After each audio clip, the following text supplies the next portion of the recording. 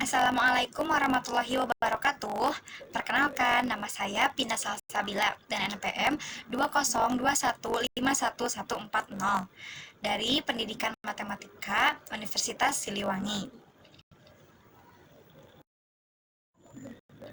Pada kesempatan kali ini, saya akan membahas mengenai hakikat rencana pembelajaran matematika. Yuk kita simak pemaparannya.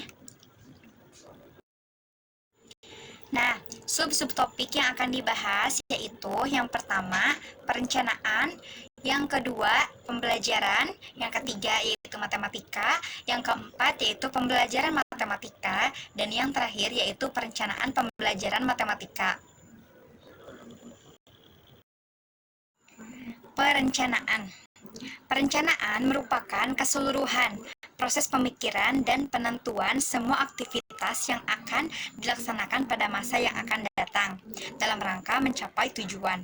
Perencanaan juga dapat diartikan sebagai proses pengambilan keputusan atau sejumlah alternatif mengenai sasaran dan cara-cara yang akan dilaksanakan pada masa yang akan datang untuk mencapai tujuan yang dikehendaki serta pemantauan dan penilaiannya atas hasil pelaksanaannya yang dilakukan secara sistematis dan berkesinambungan.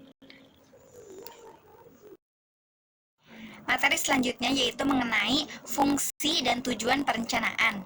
Perencanaan berfungsi untuk mencapai efektivitas dan efisiensi dalam kegiatan organisasi. Dengan begitu, maka dapat dilakukan upaya mengidentifikasi berbagai hambatan, melakukan koreksi terhadap penyimpangan sesegera mungkin, sehingga organisasi dapat dikendalikan dengan baik. Sedangkan tujuan perencanaan yaitu sebagai berikut. Yang pertama yaitu standar pengawasan, yaitu mencocokkan pelaksanaan dengan perencanaannya. Yang kedua, mengetahui kapan pelaksanaan dan selesainya suatu kegiatan. Yang ketiga, mengetahui siapa saja yang terlibat atau struktur organisasinya, baik kualifikasinya maupun kuantitasnya. Yang keempat, yaitu mendapatkan kegiatan yang sistematis, termasuk biaya dan kualitas pekerjaan. Yang kelima, yaitu meminimalkan kegiatan-kegiatan yang tidak produktif dan menghemat biaya, tenaga, dan waktu. Tujuan perencanaan yang selanjutnya yaitu nomor 6, memberikan gambaran yang menyeluruh mengenai kegiatan pekerjaan. Yang ketujuh, menyelesaikan dan memadukan beberapa subkegiatan. 8. Mendeteksi hambatan, kesulitan yang bakal ditemui. Yang 9 yaitu mengarahkan pada pencapaian tujuan.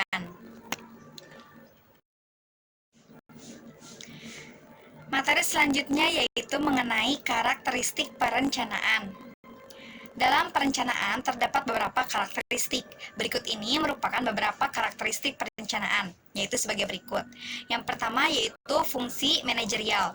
Perencanaan adalah fungsi manajerial pertama dan terpenting, menyediakan dasar untuk fungsi lain dari manajemen, yaitu pengorganisasian, kepegawaian, pengarahan, dan pengendalian, karena dilakukan di dalam ruang lingkup rencana yang dibuat.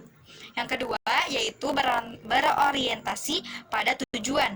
Perencanaan berfokus pada mendefinisikan tujuan organisasi, mengidentifikasi tindakan alternatif, dan memutuskan rencana tindakan yang tepat yang akan dilakukan untuk mencapai tujuan. Yang ketiga, yaitu persasif. Pengertian persasif dalam hal ini, perencanaan harus dapat hadir selama semua segmen dan diperlukan di semua level organisasi, meskipun ruang lingkup perencanaan bervariasi di berbagai tingkatan dan departemen. Yang keempat yaitu proses berkelanjutan. Rencana dibuat untuk jangka waktu tertentu, katakanlah untuk 1 bulan, kuartal, tahun, dan seterusnya. Setelah periode tersebut berakhir, rencana baru dibuat dengan mempertimbangkan persyaratan dan kondisi organisasi saat ini dan di masa depan. Yang kelima yaitu proses intelektual.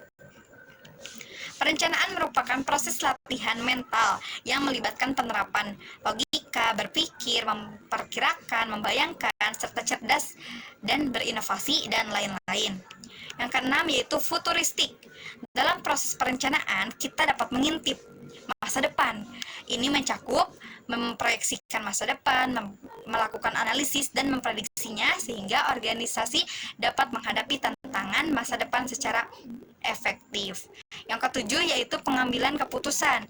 Keputusan dibuat mengenai pilihan tindakan alternatif yang dapat dilakukan untuk mencapai tujuan. Alternatif yang dipilih harus yang terbaik di antara semua pilihan yang memiliki paling banyak kelebihan dan sedikit kekurangan. Langkah-langkah penyusunan perencanaan. Pentingnya membuat perencanaan menjadi penting juga untuk mengetahui bagaimana langkah-langkah untuk menyusun perencanaan.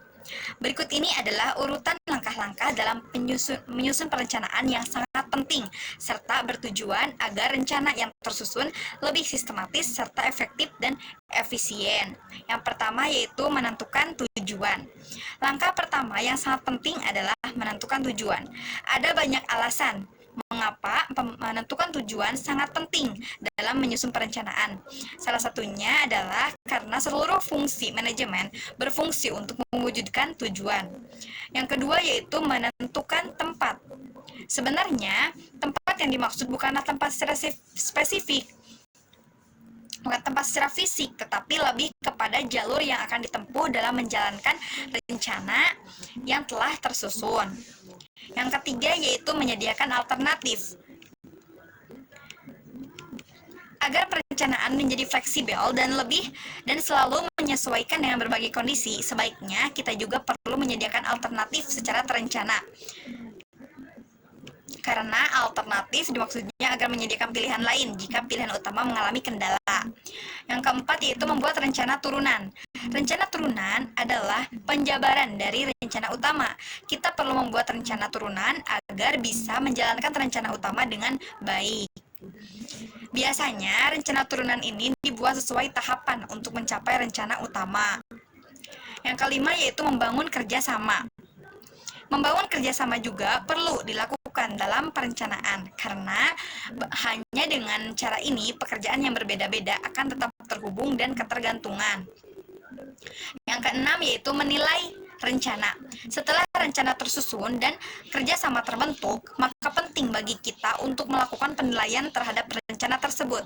Hal ini diperlukan agar kita bisa melihat rencana-rencana mana saja yang mampu dilakukan, bisa diterima, dan sesuai dengan tujuan.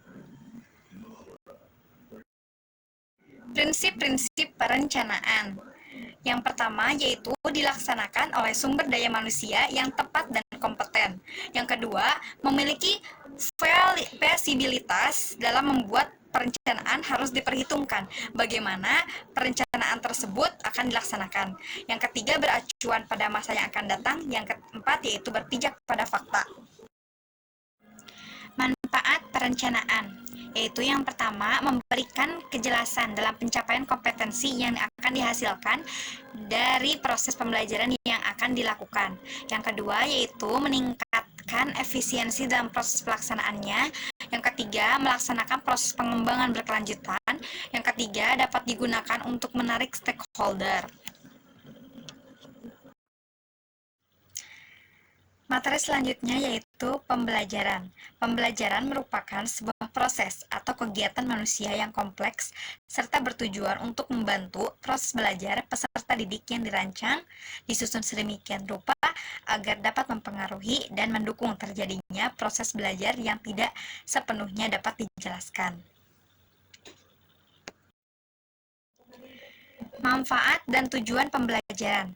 Meski para ahli memberikan rumusan tujuan pembelajaran yang beragam, tetapi semuanya menunjuk pada esensi yang sama, bahwa tujuan pembelajaran merupakan tercapainya perubahan perilaku atau kompetensi pada siswa setelah mengikuti kegiatan pembelajaran. Yang kedua yaitu tujuan dirumuskan dalam bentuk pernyataan atau deskripsi yang spesifik. Upaya merumuskan tujuan pembelajaran dapat memberikan manfaat tertentu, baik bagi guru maupun siswa. Nana Shaudi Sukmadinata pada tahun 2002 mengidentifikasi 4 manfaat dari tujuan pembelajaran, yaitu sebagai berikut. Yang pertama, memudahkan dalam mengkomunikasikan maksud kegiatan belajar mengajar kepada siswa, sehingga siswa dapat melakukan perbuatan belajarnya secara lebih mandiri. Yang kedua, yaitu memudahkan guru memilih dan menyusun bahan ajar. Yang ketiga, membantu dan memudahkan guru menentukan kegiatan belajar dan media pembelajaran. Yang terakhir yaitu memudahkan guru mengadakan penilaian. Materi selanjutnya yaitu ciri-ciri pembelajaran, merupakan upaya sadar dan disengaja. Yang kedua, pembelajaran harus membuat siswa belajar. Yang ketiga, tujuan harus ditetapkan terlebih dahulu sebelum proses dilaksanakan. Yang terakhir yaitu pelaksanaan terkendali baik isinya, waktu proses maupun hasil. Prinsip pembelajaran. Yang pertama yaitu menarik perhatian atau gaining attention, hal yang menimbulkan siswa dengan mengemukakan sesuatu yang baru, aneh, kontradiksi, atau kompleks. Yang kedua yaitu menyampaikan tujuan pembelajaran atau informing learner of the objectivities. Jadi memberitahukan kemampuan yang harus dikuasai siswa setelah selesai mengikuti pembelajaran. Yang ketiga, yaitu mengingatkan konsep atau prinsip yang telah dipelajari atau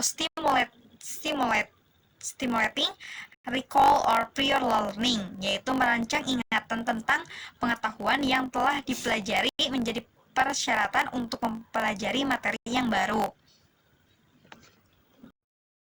Prinsip pembelajaran yang selanjutnya yaitu nomor 4, menyampaikan materi pembelajaran atau presenting the stimulus, menyampaikan materi-materi pelajaran yang telah direncanakan. Yang kelima, memberikan bimbingan belajar atau providing learning guidance, yaitu memberikan pertanyaan-pertanyaan yang membimbing proses atau alur berpikir siswa agar memiliki pemahaman yang lebih baik.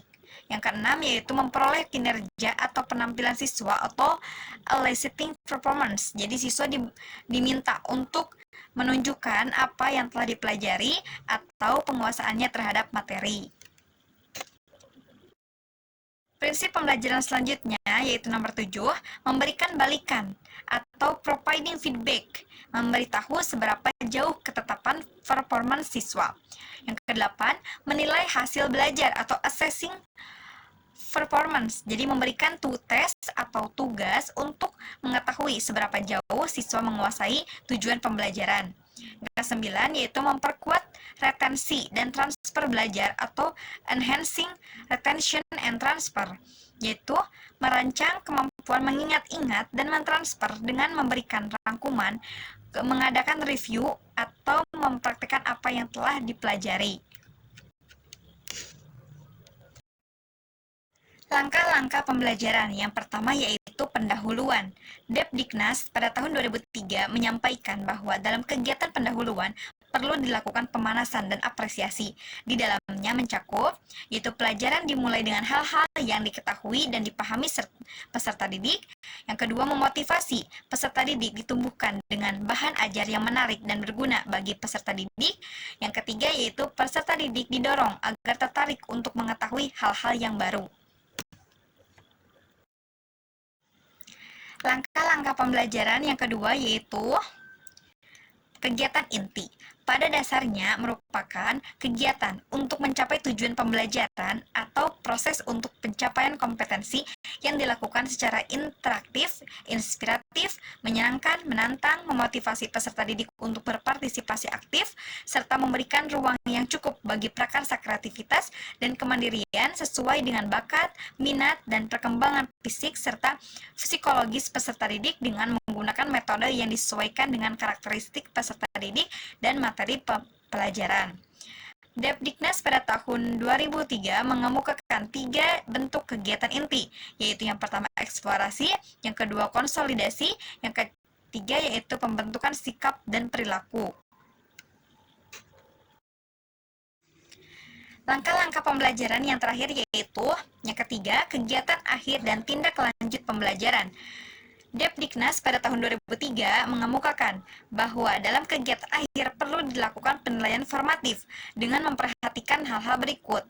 Yang pertama yaitu kembangkan cara-cara untuk menilai hasil pembelajaran peserta didik. Yang kedua, gunakan hasil penilaian tersebut untuk melihat kelemahan atau kekurangan peserta didik dan masalah-masalah yang dihadapi guru. Yang ketiga, cara metodologi yang paling tepat yang sesuai dengan tujuan yang ingin dicapai. Materi selanjutnya yaitu mengenai karakteristik pembelajaran. Berikut ini berbagai karakteristik dalam berbagai model-model pembelajaran. Yang pertama yaitu pembelajaran kolaboratif. Karakteristik dari pembelajaran ini, yang pertama, dalam mencapai tujuan siswa bekerja sama dengan teman untuk menentukan strategi pemecahan masalah yang ditugaskan oleh guru. B. Setiap anggota kelompok hanya dapat berhasil mencapai tujuan apabila seluruh anggota bekerja sama, di mana ketergantungan individu sangat tinggi. Yang kedua yaitu pembelajaran kuantum. Karakteristik dari pembelajaran ini adalah A. Menciptakan kegiatan belajar yang menyenangkan, santai, dan bebas. B. Siswa mempelajari pelajaran melalui pengalaman atau dapat memanfaatkan segala sesuatu untuk memahami pelajaran. C. Siswa diberi kebebasan untuk belajar dengan gaya belajarnya masing-masing. Yang ketiga yaitu pembelajaran kooperatif. Karakteristik dari pembelajaran ini adalah A. Memiliki beragam model pembelajaran dan teknik pembelajaran. B. Mengaktifkan semua anggota kelompok untuk berperan serta dalam penyelesaian tugas tertentu. C. Belajar kooperatif menggalang potensi sosialisasi di antara anggotanya. Yang keempat yaitu pembelajaran tematik. Karakteristik dari pembelajaran ini adalah A. Berpusat pada siswa, memberikan pengalaman langsung. C. Pemisahan mata pelajaran tidak begitu jelas. D. Menyajikan konsep dari berbagai mata pelajaran. E. Bersifat fleksibel. F. Hasil pembelajaran sesuai dengan minat dan kebutuhan siswa. G. Menggunakan prinsip belajar sambil bermain dan menyenangkan. Selanjutnya yaitu mengenai jenis-jenis pembelajaran. Yang pertama yaitu metode pembelajaran konvensional. Yang kedua, metode pembelajaran debat. Yang ketiga, metode pembelajaran demonstrasi. Yang keempat, metode pembelajaran eksperimen. Yang kelima, metode pembelajaran diskusi. Dan yang terakhir yaitu metode pembelajaran peta konsep. Selanjutnya yaitu matematika. Apa sih matematika itu? Secara etimologi, istilah mathematics atau dalam Inggris atau mathematics atau wiskunde atau Belanda berasal dari perkataan Latin matematika yang merupakan bahasa Yunani yang berarti pengetahuan atau ilmu atau knowledge atau science. Born dalam Patani mengatakan bahwa matematika sebagai konstruksi ilmu pengetahuan dengan berinteraksi dengan lingkungannya. Beberapa orang mendefinisikan matematika berdasarkan struktur matematika, pola pikir matematika, dan pemanfaatannya bagi bidang lain. Atas dasar itu, maka ada beberapa definisi tentang matematika, yaitu yang pertama, matematika adalah cabang pengetahuan eksak dan terorganisasi. Yang kedua, matematika adalah ilmu tentang keluasan atau pengukuran dan letak. Yang ketiga, matematika adalah ilmu tentang bilangan-bilangan dan hubungan-hubungannya. Yang keempat, matematika adalah ilmu deduktif yang tidak menerima generalisasi yang didasarkan pada observasi atau induktif. Dari beberapa definisi di atas, dapat disimpulkan bahwa pengertian matematika bersifat tentatif, tergantung dari fungsi dan peran bidang lain yang dikaji. Ciri-ciri khusus matematika. Menurut Depdikbud pada tahun 1993, pada halaman 1, matematika memiliki ciri-ciri, yaitu sebagai berikut. Yang pertama, memiliki objek yang abstrak. Yang kedua, memiliki pola pikir deduktif dan konsisten. Yang ketiga, yaitu tidak dapat dipisahkan dari perkembangan ilmu pengetahuan dan teknologi.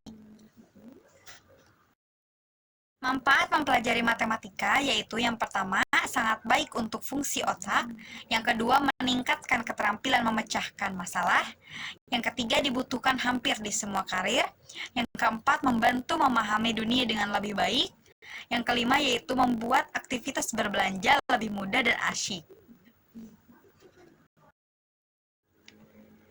Pembelajaran matematika. Pembelajaran matematika merupakan kegiatan belajar dan mengajar yang mempelajari ilmu matematika dengan tujuan membangun pengetahuan matematika agar bermanfaat dan mampu mengaplikasikannya dalam kehidupan sehari-hari. Sehingga kegiatan terencana siswa akan memperoleh kompetensi tentang bahan matematika yang dipelajari. Fungsi pembelajaran matematika. Yang pertama yaitu matematika sebagai suatu alat. Maksudnya, guru hendaklah sangat diharapkan agar para siswa diberikan penjelasan untuk melihat berbagai contoh dalam penggunaan matematika sebagai alat untuk memecahkan masalah dalam mata pelajaran lain dalam kehidupan kerja atau dalam kehidupan sehari-hari. Yang kedua, matematika sebagai pola pikir.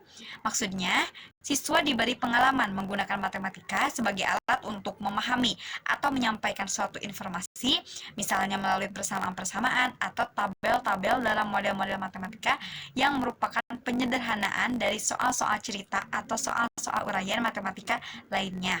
Yang ketiga yaitu matematika sebagai ilmu atau pengetahuan. Sebagai ilmu pengetahuan, guru harus mampu menunjukkan bahwa matematika selalu mencari kebenaran dan bersedia meralat kebenaran yang telah diterima. Bila ditemukan kesempatan untuk mencoba mengembangkan penemuan-penemuan sepanjang mengikuti pola pikir yang sah. Materi selanjutnya yaitu mengenai tujuan pembelajaran matematika. Yang pertama yaitu melatih cara berpikir dan bernalar dalam menarik kesimpulan, misalnya melalui kegiatan penyelidikan, eksplorasi, eksperimen, menunjukkan kesamaan, perbedaan, konsistensi, dan inkonsistensi. Yang kedua, mengembangkan aktivitas kreatif yang melibatkan imajinasi, intuisi, dan penemuan dengan mengembangkan pemikiran divergen, orisinil, rasa ingin tahu, membuat prediksi, dan dugaan, serta mencoba-coba. Yang ketiga yaitu mengembangkan kemampuan memecahkan masalah.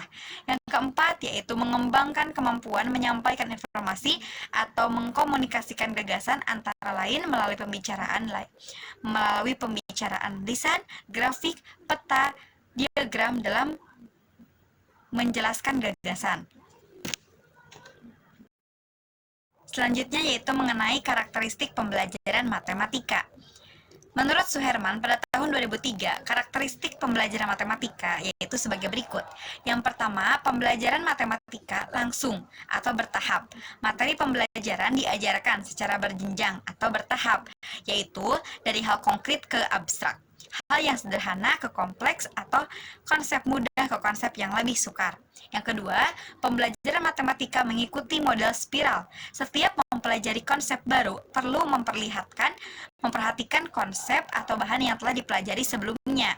Bahan yang baru selalu dikaitkan dengan bahan yang telah dipelajari. Pengulangan konsep bahan ajar dengan cara memperluas dan memperdalam adalah perlu dalam pembelajaran matematika atau pilar melebar dan naik. Yang ketiga yaitu pembelajaran matematika menekankan pola pikir deduktif. Matematika adalah deduktif. Matematika tersusun secara deduktif, aksiomatik. Namun demikian, hal yang harus dapat dipilihkan pendekatan yang cocok dengan kondisi siswa. Dalam pembelajaran belum sepenuhnya menggunakan pendekatan tetapi masih campur dengan deduktif. Yang keempat yaitu pembelajaran matematika mengganti kebenaran konsistensi. Kebenaran-kebenaran dalam matematika pada dasarnya merupakan kebenaran konsistensi, tidak bertentangan antara kebenaran suatu konsep dengan yang lainnya. Suatu pernyataan dianggap benar bila didasarkan atas pernyataan-pernyataan yang terdahulu yang telah diterima kebenarannya. Selanjutnya yaitu perencanaan pembelajaran matematika. Perencanaan pembelajaran matematika yaitu tahap awal dalam kegiatan suatu pembelajaran matematika terkait dengan tujuan pembelajaran matematika yang harus direncanakan dan diaktualisasikan serta diarahkan pada tujuan atau ketersediaan nomor kompetensi dan indikatornya sebagai gambaran hasil belajar. Manfaat perencanaan pembelajaran matematika yaitu untuk dapat mengoptimalisasi pelaksanaan pembelajaran matematika di sekolah atau di perguruan tinggi. Acuan rencana ini akan menjadi pegangan dan landasan berpijak bagi para pendidik dalam melaksanakan tugasnya sehingga materi matematikanya dapat berjalan dengan baik. Materi selanjutnya yaitu mengenai langkah-langkah penyusunan perencanaan pembelajaran matematika. Yang pertama yaitu merumuskan tujuan khusus. Dalam merancang pembelajaran, tugas pertama dari seorang guru adalah merumuskan tujuan pembelajaran khusus bagi materi pelajarannya. Sebab tujuan umum dari pembelajaran sudah dirumuskan oleh para pengembang kurikulum. Yang kedua yaitu pengalaman belajar, yaitu memilih pengalaman belajar yang harus dilakukan siswa sesuai dengan tujuan pembelajaran. Bukan sekadar mencatat dan menghafal, akan tetapi proses berpengalaman. Oleh karena itu, siswa harus melakukan kegiatan tertentu. Yang ketiga yaitu kegiatan belajar mengajar. Dalam menentukan kegiatan belajar mengajar yang sesuai, pada dasarnya kita dapat merancang melalui pendekatan atau pendekatan individu. Yang keempat yaitu orang-orang yang terlibat. Perencanaan pembelajaran dengan pendekatan sistem juga bertanggung jawab dalam menentukan orang yang akan membantu dalam proses pembelajaran. Orang-orang yang terlibat dalam proses pembelajaran, khususnya yang berperan sebagai sumber belajar meliputi instruktur atau guru dan juga tenaga profesional. Yang kelima yaitu bahan dan alat. Penyelesaian bahan dan alat juga merupakan bagian dari sistem perencanaan pembelajaran. Penentuan bahan dan alat dapat mempertimbangkan hal-hal sebagai berikut. Yang pertama yaitu keberagaman kemampuan intelektual siswa, B. Jumlah dan keberagaman tujuan pembelajaran khusus yang harus dicapai siswa, C. Tipe-tipe media yang diproduksi dan digunakan secara khusus, D. Berbagai alternatif pengalaman belajar untuk mencapai tujuan pembelajaran, E. Bahan dan alat yang dapat dimanfaatkan, F. Fasilitas fisik yang tersedia. Yang keenam yaitu fasilitas fisik. Fasilitas fisik meliputi ruangan kelas, pusat media, laboratorium, atau ruangan untuk kelas berukuran besar atau semacam aula. Guru dan siswa akan bekerja sama menggunakan bahan pelajaran, memanfaatkan alat, berdiskusi, dan lain sebagainya. Angka 7 yaitu perencanaan evaluasi dan pengembangan. Melalui evaluasi kita dapat melihat keberhasilan pengelolaan pembelajaran dan keberhasilan siswa mencapai tujuan pembelajaran.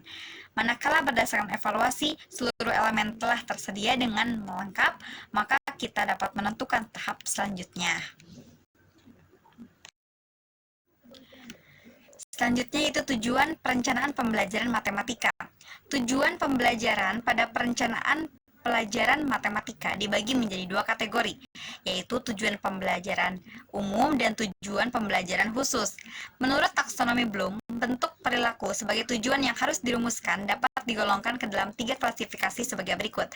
Yang pertama domain kognitif, yang kedua domain afektif, dan yang ketiga yaitu domain psikomotorik. Sekian materi pembelajaran atau video pembelajaran yang dapat saya sampaikan. Semoga video ini bermanfaat. Terima kasih. Wassalamualaikum warahmatullahi wabarakatuh.